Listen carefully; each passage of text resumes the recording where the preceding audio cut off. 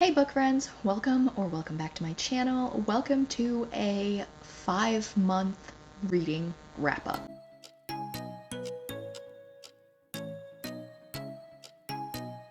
I apologize in advance for what is about to happen. Grab a snack, grab a hot beverage, grab whatever, a seat, I guess. This is gonna take a minute. I'm going to try and expedite it as much as possible. I thought about splitting it into genres, and quite frankly, I'm too lazy to do that. So I'm still gonna split it into genres within the video, do the best as I can with that. All that being said, let's not waste any more time and let's jump into the fantasy reads. So what I need to do is update you guys on every book that I've read since the month of May. Technically, I think I filmed a May wrap up in June, and then I just never edited it, so it's there somewhere. I'm too lazy to go find it. So here's where we're just gonna start. We're gonna start in May and talk about the fantasy books that I read. I'm not going to tell you about every single book in a series. This has been the summer of rereads for me. So yeah, the first duology I'm going to talk about is the Inhuman duology. I don't know if it has a different name or not. It's by Cat Falls. This is a YA dystopian, came out in the peak of the dystopian era, like 2013 time period. And it's about a world in which genetic mutations, but like done by people, so genetic experimentation, I guess, kind of went wrong, and it unleashed some kind of plague across the world, United States. You know, it might just be the United States. And so this plague like unleashed across the country, I think, and started warping people in a very zombie-esque manner, but if it didn't kill you, it turned you into like some kind of animal hybrid. You still have the plague if that happens, but you just die a lot slower. And so she ends up having to travel across the border into this like plague-ridden territory to retrieve something because she broke a law and this is her punishment. And she finds out that pretty much the government's been lying to them. So I'm not going to talk too much about that, but I did really enjoy this. I know that when the first book originally came out in like 2013, the second book hadn't been released yet, so I read it when it came out, but then I didn't know that the second book was out, so I finally finished the duology. It's Inhuman and Undaunted are the two books. I enjoyed them. It had a good ending. It was cute. If you want a little throwback to the YA dystopian era of the early 2010s, give it a shot. The love triangle trope is not terribly done. It barely exists at all, so I had a good time. Check it out. Next up, I continued with my green ride-along, and I pretty much wrapped it up in the month of May. I read Mirror Sight, Firebrand, and Winterlight, which are the last 3 books in the series that are out before, well actually just this past week, the last book, book 8, just got released. So I read the next 3 books. I enjoyed them immensely. I'm not going to talk to you plot by plot, but if you have liked me talking about the Green Rider books in the past, just know that these 3 books, maybe not Mirror Sight. Mirror Sight's a weird like quasi alternate universe kind of departure from the series. It is pretty polarizing amongst the people that have read the Green Rider books, but I enjoyed it more on reread than I did the first time around. And then Firebrand and Winterlight are my 2 favorite books in the whole series because movement occurs on a ship that I have been shipping since I first started reading the Green Rider books. And I read all 3 of these in the month of May. I had a great time. Check out the Green Rider books if you are a fantasy reader. You follow a girl named Kerrigan who, through a series of events, becomes a Green Rider for the king. They are like the king's messenger service slash not really quite military operation, and they get into all sorts of magical shenanigans that they don't really have any business being a part of, but they're there anyway, especially Kerrigan. They're very traditional fantasy in terms of like, I don't know, I think the first book came out in the 90s maybe, so like if you think back to 90s fantasy, it has all of the things, you know, very soft magic system, big bad that they have to spend many books trying to defeat, etc., etc. But Kristen Britton did make a female main character, which is a little bit of a departure from all of the hard fantasy that happened in like pre-2000 times. Next, I read One Dark Window by Rachel Gillig. This is a very like kind of dark atmospheric vibe. The magic system revolves around cards, and like if you have a specific kind of card, then it imbues unto you a kind of power. So like there's like a glamour card, I think there's like an invisibility card, there's a card that grants you extra strength, but it also has like a negative side effect every single time you use it. I believe that in this book, it's been like 5 months, so don't get me wrong, I believe that in this, the king, which is the bad guy, is trying to like hunt for a specific card, and they need to find it before he does, because obviously there's some kind of like rebellion happening. The main character, and there's a love story between her and is he a guard, I guess, like a royal guardsman type of character. And I haven't read the second one. This is a duology, One Dark Window, and I don't remember what the second one is called. I do need to read the second one still, but I had a good time with this first one, and I do want to keep going. Next in terms of fantasy that I read was in June, and I read Falling in a Sea of Stars, which is the newest Green Rider book, as I was just talking about. I don't want to get too spoilery here because I was fortunate enough to receive an arc of this back in June, and most people are just getting their hands on it last week. But I enjoyed it a lot. My favorite book in the series is still kind of a toss-up between Firebrand and Winterlight. I liked both of those so much. And this one, I think I need to do a reread just to like catch all of the things that I had flown through. But you know, it was good, and it was very Kristen Britain, and I believe that there's only one book left in the series, and I think we only have to wait 1 year for it to come out. As far as I know, I believe Kristen Britain wrote book 8, which is Falling in a Sea of Stars, and it was like too long, and it was supposed to wrap up Kerrigan's entire story, and so she ended up splitting it up into books 8 and 9, and book 9 will be coming out next year, which is very fortunate for us as Green Rider fans, because usually it's like a 4 to 5 year wait in between Green Rider books. Yes, we have all been reading this for a very long time. The next book that I wanted to talk to you guys about very briefly is A Flame and Fury by Michaela Bridge. I did haul this in my unboxing last week because I was fortunate enough to receive a finished copy from the publisher, and it was very sweet of them to send that to me after I had read this back in June and really enjoyed the arc that I had gotten. So long story short, Phoenix Racers kind of fighting the big corporation because of course they have ulterior motives. This specific team of Phoenix Racers is comprised of a rider, a Phoenix handler, kind of like a manager, I guess, and then like a PR person. So this world is a mix of like sci-fi and magic because Phoenixes, obviously, and there's like all sorts of magic that goes along with that, but they have developed technology that allows them to be able to race these Phoenixes in a very like pod racer from Star Wars meets Mario Kart meets like horse racing kind of way, I guess you could say, just with a lot more death and destruction. So it was a great time. I really enjoyed it. I think I gave it like 4.5 stars.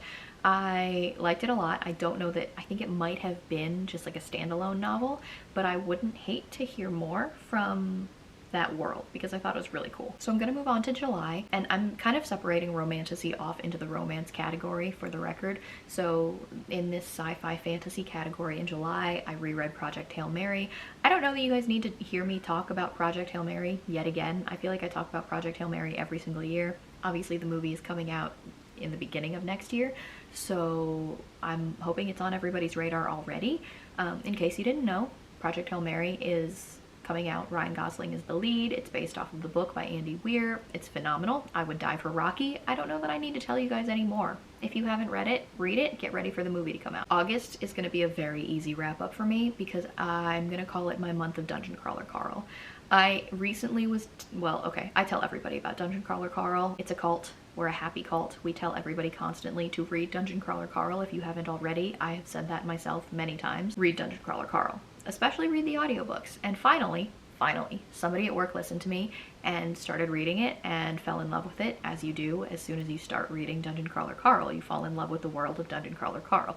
So I got caught up in her hype and I decided to do a reread of the whole series myself. I reread books 1 through 6 in the month of August, and I read literally nothing else. So that's Dungeon Crawler Carl, that is Carl's Doomsday Scenario, the Dungeon Anarchist Cookbook, The Gate of the Feral Gods, The Butcher's Masquerade, and The Eye of the Bedlam Bride. I reread all of those in the month of August. I had a great time. Read Dungeon Crawler Carl, listen to Jeff Hayes. The man is a magician and he can somehow make himself sound like 27 different people in the space of one sentence. It's incredible. Read Dungeon Crawler Carl. Okay, then we get into September. So this is going a little bit faster than I had thought. That's great, and I'm hoping that we're not going to take nearly as long as I was worried we were going to be sitting here for. I finished Dungeon Crawler Carl. I read This Inevitable Ruin, which is the last book that we got last year. Probably not my favorite in the whole series. I don't know that I could pick a favorite because every time I read them, I just binge read the whole series again, and I don't really like separate them from each other. Obviously there's high and low points, but I just have such a soft spot in my heart for that first book that started everything, you know? But I read This Inevitable Ruin. It's the most recent one.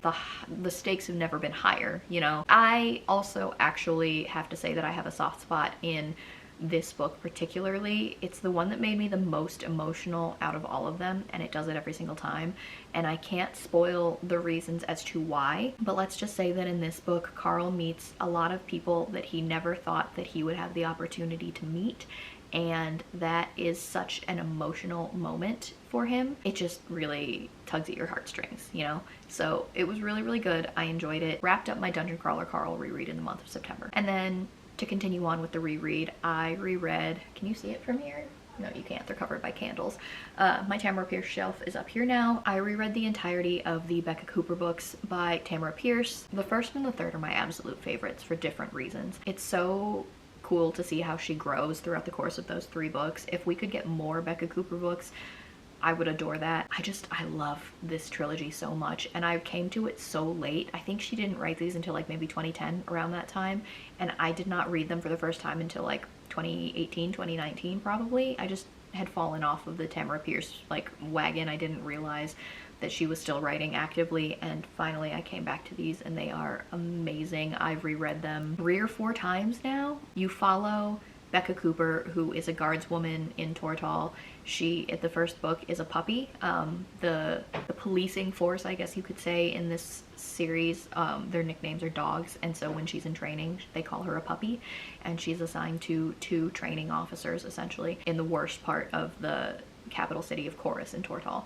And you just kind of follow her as she learns, and there's all sorts of mysteries that she's solving. She has a unique ability to talk to the dead via, like, dust spinners, which are kind of like tornado-y things that happen at corners, and pigeons, because pigeons carry the ghosts of the recently deceased.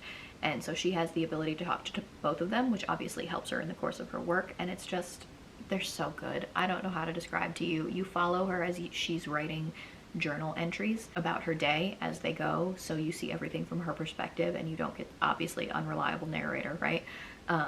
They're amazing. If you haven't read them, if there are any of the Tamara Pierce books you haven't read, give them a shot. I realized I skipped a sci-fi book back in May, but it's not something that I really need to talk too much about. I read All Systems Red back in May, obviously, by Martha Wells. This is the first of the Murderbot Diaries, in preparation for the Murderbot, you know, TV show that had come out right around that time. And I have mixed feelings about the adaptation that Apple TV made. I really, really like the audiobooks. I like all of the Murderbots that I've read. I've read like 3 or 4 of them, I think.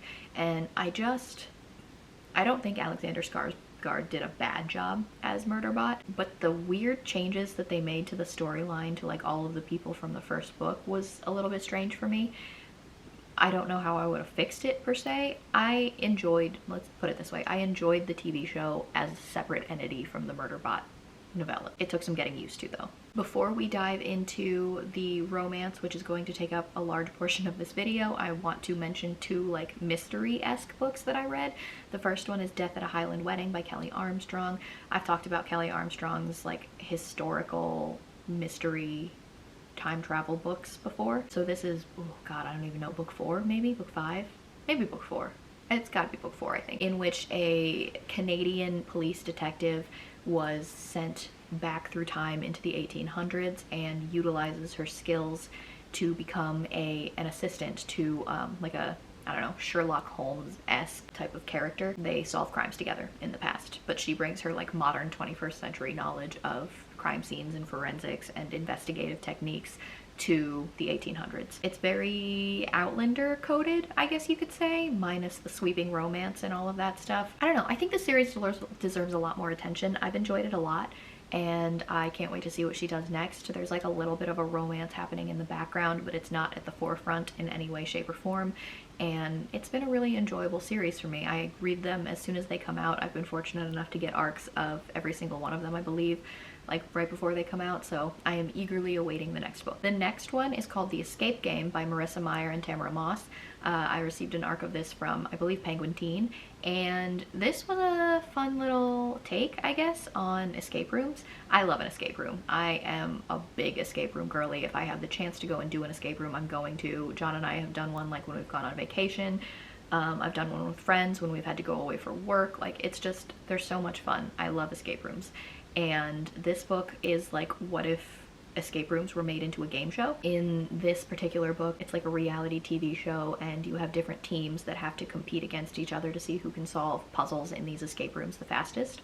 You have like a game master who masterminds the entire thing, and you have all of these people with special sets of skills. They audition and get selected to come in and be on a team, and the previous season, a girl was actually murdered in like the finale room, and so nobody knows who did it. I don't remember if somebody got arrested for it or not, but the sister of the girl who did it was on her team at the time. There was a lot of suspicion that she was involved, but she has come back to redeem herself and see if she can find her sister's killer a second time around. And around her are other people that have been selected for their own set of skills. But yeah, so it's like a bunch of teenagers that are in this reality TV show, but it's very like spooky mystery. They're trying to figure out who did it while they're also trying to compete in the game show and figure out if the murderer is still there and has any motives to kill any more people. It was good. I love an escape room, and I loved seeing like what the escape room ideas were in this book, so I liked it a lot.